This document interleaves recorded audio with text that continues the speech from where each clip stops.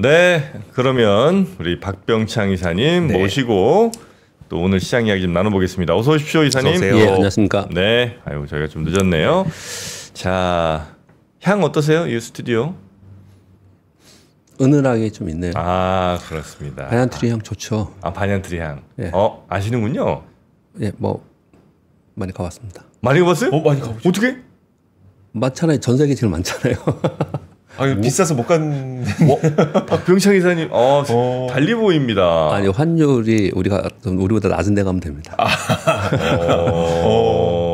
반얀트리, 플렉스. 보통 호텔 디퓨저 많이 쓰시죠. 네. 근데 각자 좋아하는 향들이 있으니까요. 네. 그 홍콩이나 뭐 이런 데 가면은 마카오나 이런 데 가면은 네. 호텔 투어 향을 맡으러 투어 이런 데 해본 적 없으세요? 호텔마다 향이 다 다르잖아요. 네. 그거 맡으러 돌아다니시고요. 호텔을 싹 둘러보는 거죠. 그럼 전부 다 향이 다르잖아요. 그게 저런 걸 재밌어 하거든요. 그래요? 그래서 이런 디퓨저는 굉장히 좋은 것 같습니다. 잘 됐다. 네, 그럼 이거 하나 좀 사세요. 예. 네, 반얀트리 향입니다. 네. 자, 오늘 시장, 미국 시장부터 먼저 살짝 보겠습니다. 예, 오늘 뭐 저도 좀 웃으면서 말씀을 드렸던 거는 오늘 좀 편할 것 같아요. 어제 미국 시장 올라서가 아니고요. 네. 먼저 결론적으로 말씀을 드리면 미국 시장 끝날 즈음인가 끝나고 나서 트럼프 대통령이 백악관에서 기자들하고 얘기가 있었는데요. 오늘 상승은 베스턴스 장관의 워딩 때문에 상승을 했잖아요. 네. 매우 가까운 시기에 대중 무역 전쟁이 완화될 것이다. 현재 관세율로 지속될 수 없다. 이걸 어떻게 협상하겠냐. 조만간 다음 단계는 논의할 것이다. 이런 내용이 나오면서 상승을 했습니다. 네. 근데 이제 기술적 분석 계속 말씀을 드리는데 급락했다가 급반등했다가 변동성 줄이면서 좀 있다가 그러다가 트럼프 대통령이 파월 의장 해임 얘기 나오면서 또 한번 빠지고 뭐 이런 식으로 움직였잖아요. 네. 그런데 급반등의 상당 부분은 계속 있었습니다. 밑으로 내려오지 않고 네. 밑으로 내려오면 이제 걱정스러운 거죠. 그런 가운데 어제 다우 2.6, 나스닥 2.7, S&P 2.5% 올랐는데요. 거기서 밑으로 가지 않고 위로 갔다라는 거는 일단 심리적으로 좋은 현상이에요. 네. 근데 두 번째로 제가 시장을 좀 그래도 일단은 당분간은 좀 뭐랄까요. 숨통이 튄다. 뭐 이렇게 생각하는. 물론 또 뭐 트럼프 사실 무슨 얘기할지 모르겠지만은 말 바꾸는 게 뭐 일단 며칠간이라도 그렇게 될 수 있다고 생각이 됐던 거는 뭐냐면 베스턴스 장관이나 트럼프 대통령이나 지금 얘기 나온 것들이요. 결정된 게 하나도 없습니다. 그냥 워딩이에요. 네. 근데 잘 생각을 해보세요. 시장이 매우 부정적이고 수급적으로 안 좋은 살 때는 워딩으로 시장이 반등하지 못합니다. 우리 시장 예를 들어볼게요. 우리 시장이 저평가야 이거 락바툼이야 아무리 그래도 안 사지. 아무리 그래도 사는 사람 안 돼요. 네. 그게 되는 시장이냐 아니냐가 굉장히 중요합니다. 시장의 말로 되는 시장이냐. 네. 그러니까 기대감이 있냐 없냐는 게 굉장히 중요한 거거든요. 네. 근데 어제 내용들이 그냥 말한 거고요. 베스턴스 장관이 그래서 구체적으로 트럼프 대통령과 시진핑 주석이 대화할 계획이 있냐 이런 얘기 했는데 그런 계획 하나 없다 그랬어요. 그런 거 없습니다.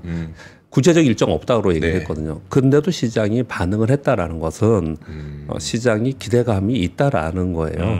그리고 저가 매수세가 있다라는 거다. 네. 이렇게 좀 말씀을 드리는 거고요. 네. 그리고 또 한 가지는 중간에 좀 밀렸었어요. 상승폭을 좀 줄였었습니다. 네. 그랬다가 다시 막판에 좀 다 올랐거든요.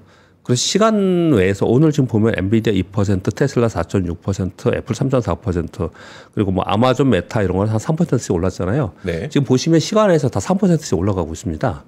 그거 왜 그러냐면 트럼프 대통령이 중국에 대해서 더 이상의 강경한 조치는 없을 것이다.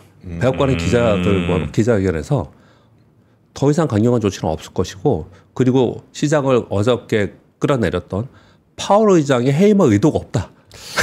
진짜 웃기잖아요. 이 정도 완전 그냥 항복한 거 아니에요? 항복 수준 멘트 아니에요? 그러니까 이제 그동안에 우리 계속 그 얘기를 했지 않습니까? 트럼프 대통령이 일기 때하고 달라요. 네. 그러니까 트럼프 대통령이 다른 게 같지 않고요. 중국이나 시장이나 다른 쪽에서 바라보는 반응이 상당히 일기 때보다는 강경하고요. 네. 트럼프 대통령이 지금 몇 차례 뒤로 물러서는 모습을 보였지 않습니까? 네. 근데 그런 모습이 시장에는 이제 학습 효과가 있는 거고요. 그래서 뭐 지금 이것도 파월 의장 해임 얘기가 뭐 여러 다각도로 뭐 알아보고 있다 이러니까 그냥 전 세계 시장에서 어디를 공격했어요? 주시장이 아니에요. 채권. 미 국채 시장과 외환 달러를 공격했잖아요. 그러니까 바로 그냥 파월 의장 해임할 의도가 없어. 다만 금리 인하를 좀 빨리 해줬으면 좋겠어. 이렇게 얘기했습니다. 지금 얘기가 그거예요. 그 시간에서 다 오르고 있어요 지금. 네네네. 그러면 우리가 이런 생각을 하잖아요. 어제 미국 시장 올랐어. 그래서 오늘 뭐 그래 오늘은 뭐 그 반영하겠지만 뭐 오늘 밤에 또 빠질 수 있잖아. 네. 그런 걱정을 하면서 시장이 움직이잖아요. 그런데 오늘 아침 끝난 시장도 올랐고 지금 시간에서 오르고 있으니 오늘 하루는 좀 편하겠다. 이런 표현을 좀 드린 거예요. 네네. 지금. 그리고 그 사이에 테슬라 어닝 쇼크 실적 발표를 했습니다. 실적 발표에 대한 내용은 잠깐 언급을 좀 드릴게요. 매출이 마이너스 9% 전년 동기비고요. 순이익이 전년 동기비 마이너스 71%고요.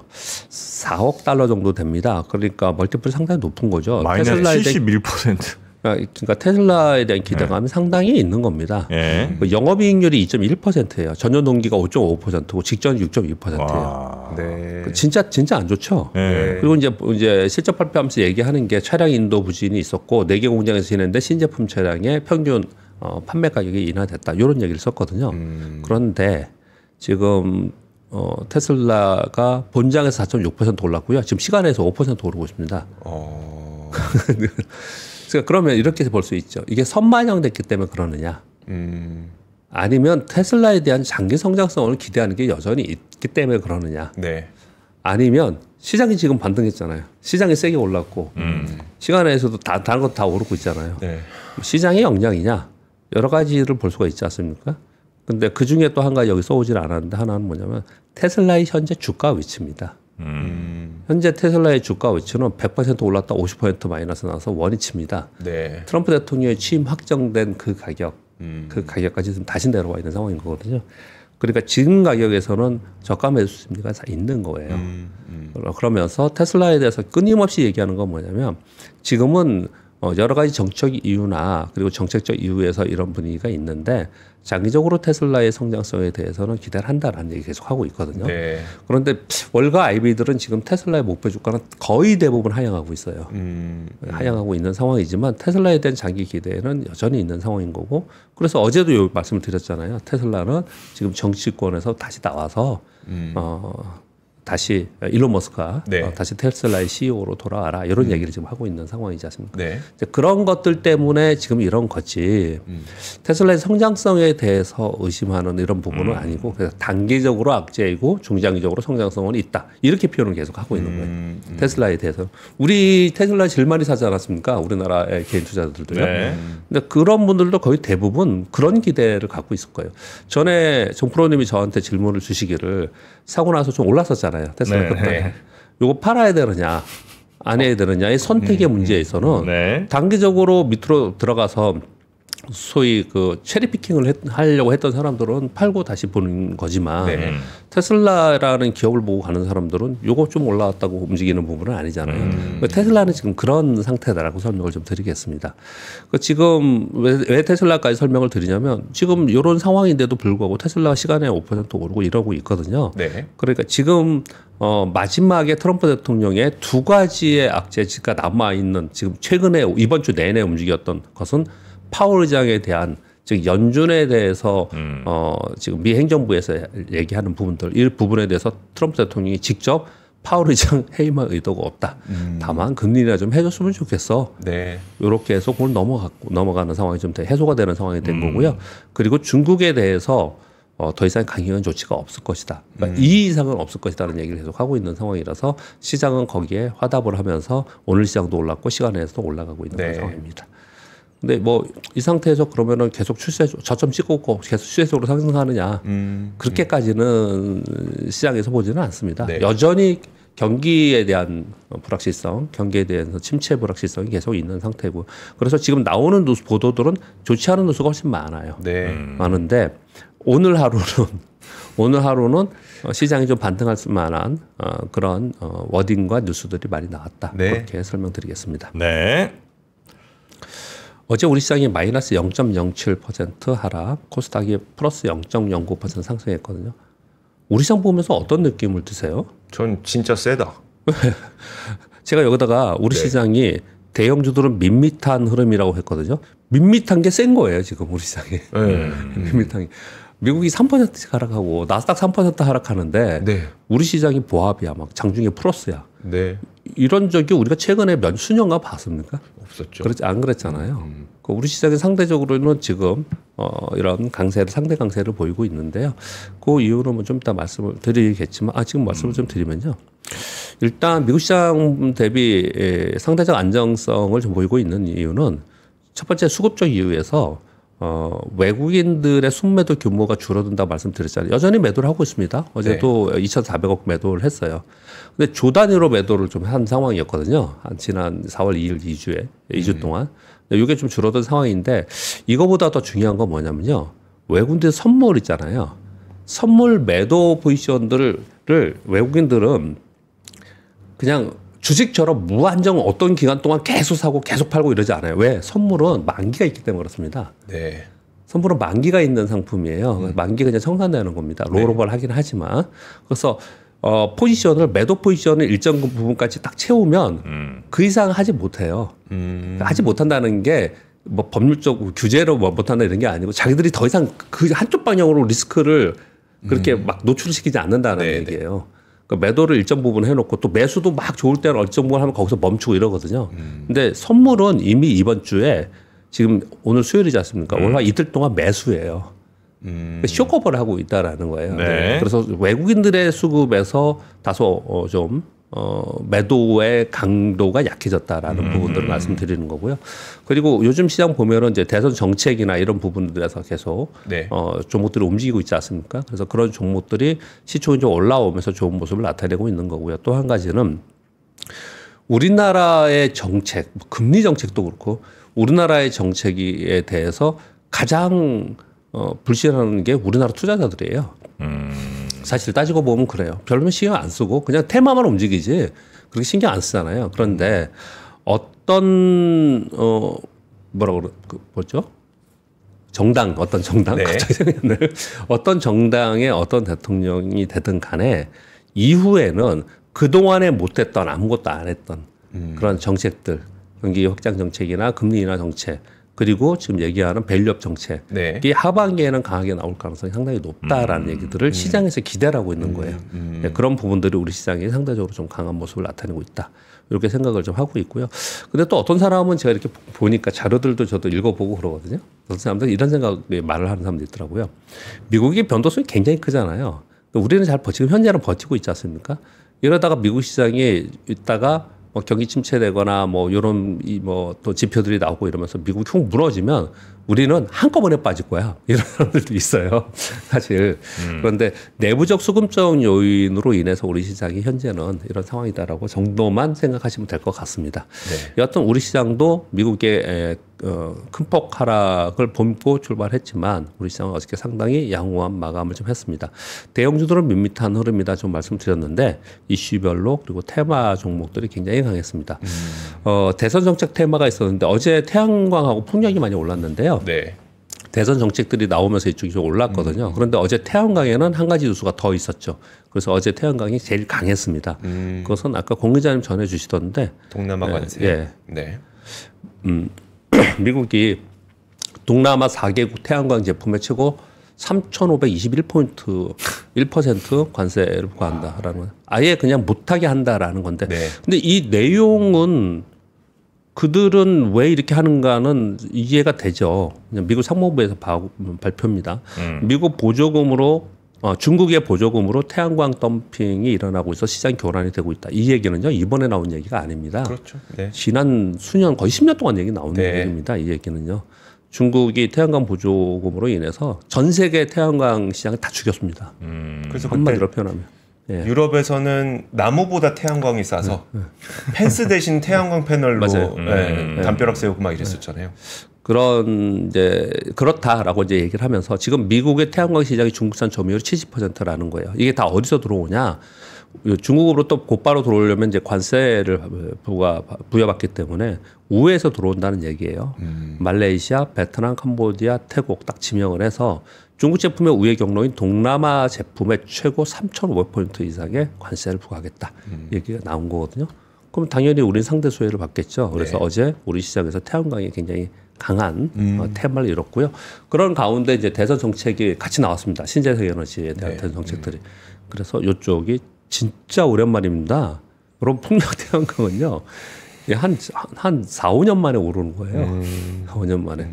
한번 좀 오르는 그런 모습을 나타냈고요. 그리고 이제 미국 아마케 관련돼 가지고 먼저 올랐던 건 좀 조정을 보이고 있고요. 그리고 밑에 있는 것들 중에서 좀 순환하고 있는 것 같아요. 면역 항암제 테마가 강세를 보이는 그런 모습을 나타냈습니다. 전체적으로는 미국 변동성 대비는 상대 강세를 보이면서 조목 장세가 이루어졌다라고 보시면 될 것 같습니다. 그 매크로 전체적으로 보면요. 네. 트럼프 정책의 불확실성으로 인해서 여전히 뭐 달러 약세, 국채 가격 하라, 국제 수익이 올라가는 거죠. 그리고 미국 주식의 상대 약세는 보이고 있는 그런 상황입니다. 그런 상황 속에서 이건 뭐 어저께까지도 계속 얘기했던 거고요. 지금 IB들이 주요 빅테크들 기업들의 목표 주가를 다 하향하고 있습니다. 좀 전에 테슬라 불러들었지만 테슬라만이 아니고요. 뭐 애플 되게 비관적으로 막 하향하고 있어요. 네. 근데 이거 어디서 많이 본 장면들이죠, 이런 것들이요. 왜냐하면 이제 악재가 나와서 이런 상황이 좀 되면은 우리나라의 애널리스트도 그렇잖아요. 올라가면 계속 올리고 네. 내려가면 계속 내리고 이러지 않습니까? 지금 미국도 지금 그러고 있는 상황인데요. 이런 부분들은 아마 주식시장에 오랫동안 계신 분들은 어떤 생각을 드시냐면 반대로 이런 생각을 하실 분들이 계실 것 같아요. 어떤 악재가 나와. 요번 같은 경우는 이제 관세로 인한 이벤트 악재가 생겼고, 네. 그 이벤트 악재가 경기 순환의 악재로 작용을 해서 경기 침체로 가지 않겠냐라는 것들을 모두 다 얘기하고 있지 않습니까? 네. 그런 악재가 어떤 사건이 벌어지면 그 사건이 벌어진 사후에 거기에 따라서 이런 것들을 계속 한다는 거예요. 그런데 이번에는요. 이 관세 물론 보편관세 10%는 후퇴하지 않을 거라고 생각이 드는데 그래서 전반적으로 경기가 둔화되는 건 맞을 거라고 생각을 합니다. 네. 그런데 이게 관세에 의한 악재는 이벤트 악재입니다. 이벤트 악재. 지난번에 제가 한번 불러드렸는데요. 악재를 여러 가지로 표현을 할 때 이벤트성이냐, 네. 아니면 경기적으로 경기 순환형이냐, 아니면 구조적인 문제냐. 이게 전부 다 다르거든요. 거기에 네. 따라서 시장 반응이 다르고, 근데 우리가 투자 전략을 어떻게 해야 되냐도 전부 다 다른데, 이 관세 부분은 이벤트 악재로 받아들여야 되는 게 맞는 거거든요. 이후에 이게 경기 순환적으로 가냐 안 가냐에 네. 지금 기로에 서 있는 거거든요. 근데 그런 기로에 서 있는 상황 속에서 이벤트라는 거는 이벤트가 해소되면은 그냥 끝나는 거예요. 대표적인 게 뭐였습니까? 팬데믹. 네. 팬데믹. 그런 게 있었고, 전쟁. 네. 뭐 이런 게 이벤트성인 거거든요. 그래서 만일 이벤트로 인한 것으로 인해서 그게 끝나면서 이게 경기 순환까지 가지 않는 상황이 되면은 지금은 해프닝이지 않냐라고 생각하는 말하는 사람들도 있어요. 네. 그래서 있단 말이에요. 왜 지금 그 얘기를 하면 그렇다고 제가 본다는 말씀, 우리 그렇게 보자는 말씀을 드리는 게 아니고 네. 뭘 말씀드리냐면 이런 경기 지표도 오늘 IMF에서 뭐 글로벌 경제 성장을 다 낮췄지 않습니까? 네. 그리고 IB들도 목표 주가 하향하잖아요. 이 목표 주가 하향하는 거 뭐 테슬라도 그렇고 특히 애플 같은 거 읽어보시면요, 전부 다 지금 관세로 인해서 이것이 이후에 이렇게 될 거다라는 쪽으로의 보고서예요. 그럼 만약에 이 부분이 해소되는 과정이 되면은 또 바뀌어질 문제라는 거예요. 네. 네. 그러니까 지금 이제 그런 상황이다라는 설명을 좀 드리고 있는 거고요. 그리고 관세로 인한 지금 설명 계속 드리고 있는 거는 사후적 경기에 대한 급냉, 경기 침체를 우려하는 거잖아요. 네. 경기 침체로는 엄청나게 많습니다. 지금 여전히. 저도 계속 뉴스가 나오면 이제 말씀을 드리고요. 이것이 어제 미국 시장이 반등을 줬고, 그리고 뭐 오늘 밤에 시작하는 시장이 또 반등을 준다 하더라도 위로 상승은 제한시킬 수밖에 없습니다. 그러니까 위가 무겁게 갇혀 있는 상태에서 시장이 움직일 가능성이 있다. 결국은 미국과 중국의 관세 전쟁이 합의를 보는, 네. 예전에 2019년도처럼. 그래서 2019년도에 상승을 하기 시작을 했잖아요. 네. 2019년도처럼 그런 모습이 나타나는 상황이 될 때까지는 계속 상단이 막혀 있는 상태에서 등락하지 않을까라고 볼 수 있다라는 거죠. 그리고 좀 전에 말씀드린 단기적으로 좀 이거 오늘 시황 정말 말씀드리는 거니까 단기적으로는 좀 긍정적이었던 것은 트럼프 대통령이나 베센트의 재무장관이 지금 얘기하는 거는 말뿐입니다. 말 그대로 희망회로잖아요. 네. 여러분들 제일 싫어하는 게 희망회로 돌리는 거잖아요. 근데 시장은 반응했지 않습니까? 시간에서도 지금 반응하고 있고 이 얘기는 시장은 여기서 아래보다는 위쪽을 좀 보는 저가 매수가 있다라는 것이에요. 그렇게 해석을 오늘 내일은 보시면 될 것 같고요. 네. 그리고 오늘 중요한 거는 뭐냐면요. S&P 글로벌에서 제조업 및 서비스 PMI가 발표됩니다. 요거는요. 4월 2일 날 관세 발표하고 4월 9일 날 발효한다고 한 거잖아요. 네. 그 이후에 처음 나오는 경기 지표입니다.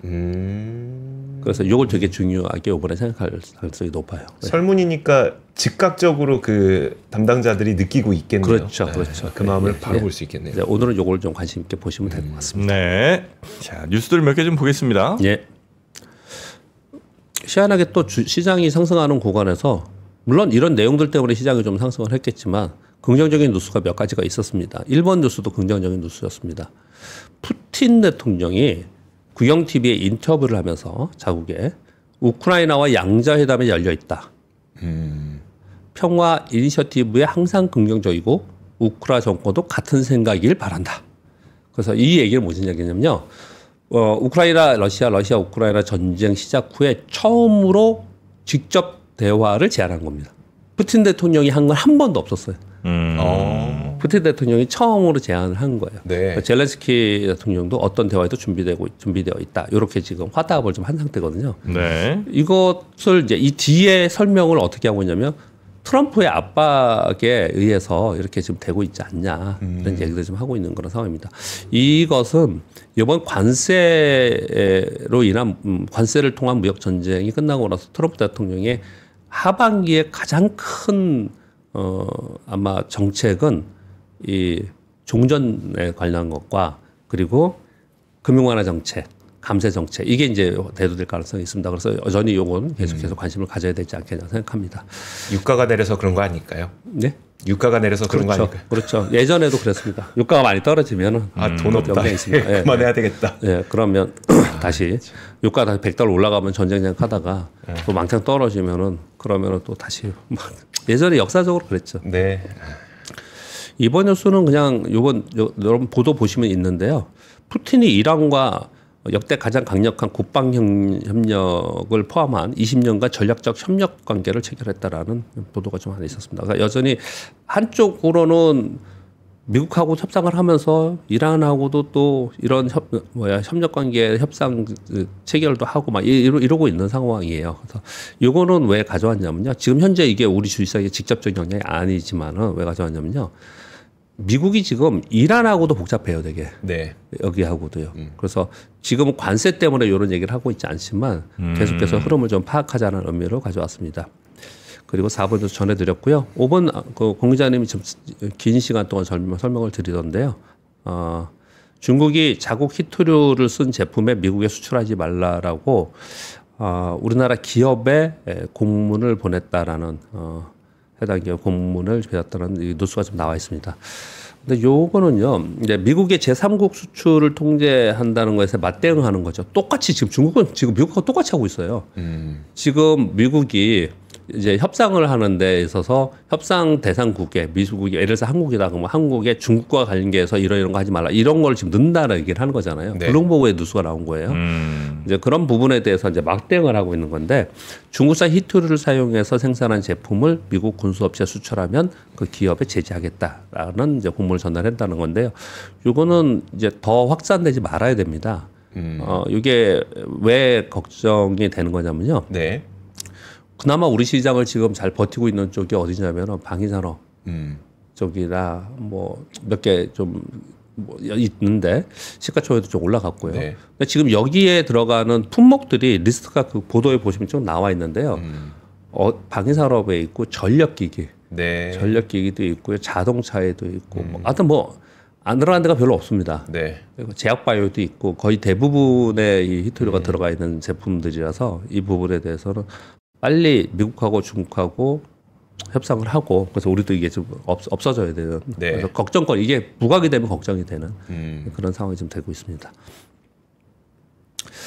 그리고 IMF에서 세계 경제 전망을 기존의 3.3%에서 2.8%로 하향했습니다. 우리나라는 2%에서 1%로 하향했습니다.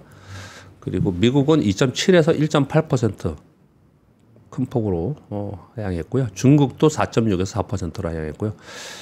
참고로 독일은 0, 일본은 0.6, 영국은 1.4, 캐나다 1.4, 인도 6.2, 멕시코는 마이너스 0.3%로 전망을 하고 있습니다. IMF의 특징을 좀 말씀을 드리면 아까 말씀드린 대로 IMF 약간 사후적입니다. OECD도 그렇지만 사후적으로 내놓는 경향이 좀 있고요. 그래서 뭐 분기별로 발표할 때 맨날 바뀌어요. 네. 지난 12월인가에 발표했을 때 굉장히 긍정적으로 발표했습니다. 그 전보다 높게 발표했어요.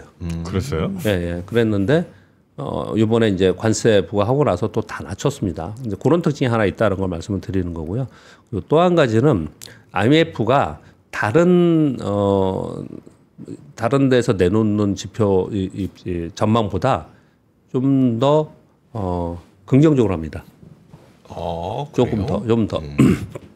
그래서 나중에 사후적으로 늦게 하는 경향이 좀 있어요. 그래서 지금 이 수치보다는 좀 더 안 좋을 수 있다라는 게 일반적인 시각입니다. 일반적으로 월가에서 보는 시각은 이거보다 좀 더 안 좋을 가능성이 있다. 이렇게 좀 보고 있는 상황인 거고요. 그리고 BCA 리서치가 캐나다에 있는 리서치 회사예요. 글로벌 투자 리서치 회사입니다. 여기서 이런 워딩을 썼습니다. 그래서 참고로 경기 침체 확률을 따지지 마라. 그러니까 이게 맞다가 아니고 제가 이 뉴스를 왜 가져왔냐면요. 경기 침체 확률이 35%였다가 관세를 높이니까 60% 갔다가 뭐 또 유예하니까 45% 갔다가 뭐 이러잖아요. 네. 근데 그 어마어마한 뭐 AI 기능을 넣어서 어마어마한 석학분들이 모여서 하는 거니까 감히 제가 얘기할 수 있는 상황은 아니지만 체감적으로 못 느끼잖아요. 별로. 네. 그 침체 확률에 대해서. 그러니까 여기서는 어떻게 얘기하고 있냐면은 경기 침체 확률을 따지지 마라. 경기 침체는 확정이다. 다만 이제 얼마나 심각해질지만 남았다라고 얘기 좀 하고 있으면서 여기서 어떻게 얘기하냐면요. S&P 500이 한 4,450포인트까지 하락할 수 있고 그렇더라도 미국 주식 사지 말고 유럽이나 신흥국 주식 사야 된다. 이렇게 표현하고 있거든요. 근데 제가 요 기사를 쭉 보면서 어떤 생각이 들었냐면요. 이 캐나다는 미국의 감정이 되게 안 좋구나. 캐나다에 있는 회사니까. 지금 우리 보도 보잖아요. 네. 캐나다 지금 애국 소비, 애국 운동 막 하고 있지 않습니까? 네. 그래서 그런 것도 아마 가만히 되어 있지 않을까라는 생각은 합니다. 그래서 부연 설명을 이건 제가 그냥 드리는 거고요. 그런데 이게 캐나다만이 아니고요. 유럽도 그러고 있습니다. 유럽도 지금 대미에 대해서 미국 투자에 대해서 지금 전체적인 감정 상태는 감정선들은 지금 이런 분위기다라는 거예요. 그렇게 좀 말씀 좀 드리도록 하겠습니다. 네. 그래서 요것과 관련돼 가지고 하나를 그냥 차트를 갖고 왔는데요. 네. 많이 보는 겁니다. 컨퍼런스 보드예요. 우리 여기 나오시는 그 애널리스트 분이 한 분이 요걸 계속 얘기를 하면서 이 컨퍼런스 보드에 이 파란 선이 경기 선행 지수입니다. 경기 선행 지수가 꺾여 내려오기 시작을 하는 게 벌써 꽤 됐습니다. 네. 이게 꺾여 내려오기 시작을 하는데 그런데 주가 지수는 올라갔잖아요. 그래서 그만큼을 다시 원위치하는 고평가를 해소하는 과정이 올 초에 있었던 거예요. 일부게. 그 말씀은 이제 우리 여러분 다 아시죠. 그런데 이 표현은 뭐냐면요. 이 까만 선은 경기 동행 지수입니다. 경기 동행 지수예요. 네. 그러니까 아마도 이게 많이 떨어진 거는 뭐 지수 폭락하고 여기 지수도 들어가거든요. 선행 지수에는 선행 지수가 이미 꺾이기 시작했는데 더 많이 꺾여 있는 상황인데 경기 동행 지수는 그렇지 않잖아요. 근데 잘 보시면 경기 선행 지수가 먼저 오르고 먼저 꺾이고 네네네. 먼저 오르고 이런 그리고 동행 지수는 따라서 내려오죠. 이렇게 따라서 내려오잖아요. 네. 그럼 결국은 이런 표에서 얘기해 주는 건 뭐냐면 아마도 제가 시장을 굉장히 부정적으로 보고 약세론자였다면 그걸로 뭔가 좀 계속 그쪽으로 간다면 그렇다고 제가 뭐 아주 긍정론자는 아니지만 그렇다면 이런 표를 보면서 이거 당연히 떨어지는 거 아니야? 그렇게 말씀하실 수 있죠. 경기가 당연히 안 좋아지는 거 아니야라고 설명할 수밖에 없는 차트예요. 이 차트는. 네. 그러면은 만약에 이 까만 선이 이 파란 선까지 이게 맞닿은 정도로 막 이렇게 떨어지는 이 순간까지 안 오게 하려면은 선행 지수가 다시 터닝해야 되잖아요. 그 먼저 네. 선행적으로 터닝해야 되잖아요. 그러니까 선행적으로 터닝하는 부분들이 여러 가지 것들이 있죠. 여기 선행 지수에 들어가는 포함 품목들이 있지 않습니까? 그런 것들이 다분히 심리적인 요인이 많고 그리고 주가 지수가 들어가 있단 말이에요. 그러니까 선행적으로 움직이는 것들이요. 네. 그러니까 그런 것들에 대해서 이제부터는 좀 주의 깊게 시장에서는 아마 중점적으로 보지 않을까 이런 얘기들 좀 하고 있는 그런 상황입니다. 네. 자, 경기 침체 확정적이다. 얼마냐의 문제지. 뭐 온다 안 온다의 문제가 전혀 아니다라는 캐나다 네. 투자 분석회사의 분석도 좀 있었고요. 전망이 있었고요. 여기까지 오늘은 하고 우리 네. 박병창 이사님은 보내드리도록 하겠습니다. 고생 많으셨고 참 그 마무리하기 전에 NH투자증권 해외 주식 계좌 신규 고객 이벤트가 있잖아요. 네. 네, 그거는 NH 남무증권이 올 해외 주식 신규 고객분들을 위한 뭐 혜택을 많이 좀 준비를 했다는 거고요. 첫 계좌 개설 시에 $30. 요즘은 한 그래도 4만 한 2천 원쯤 할래나요? 42,000원. 네. 네, 그리고 거래 금액에 따라 캐시백도 6만 원까지 이렇게 드리니까 그런 것들 이용하시고 네. 또 인공지능 퍼플렉시티 1년 이용권, 구독권을 드리니까 요거는 거의 한 36만 원 가까이 됩니다. 네, 이거 그런 꼭 혜택들. 챙겨가시길 바라겠습니다. 네, 다른 혜택도 많이 숨어 있는 나무 요 해외 주식 투자 요 나무 앱 한번 다운 받으시고요. 그 링크 따라가시면 그 네. 혜택들, 이벤트들 함께 경험하실 수 있습니다. 자, 그러면 우리 박병창 이사님은 여기서 보내드리고 내일 뵙겠습니다. 고맙습니다. 감사합니다.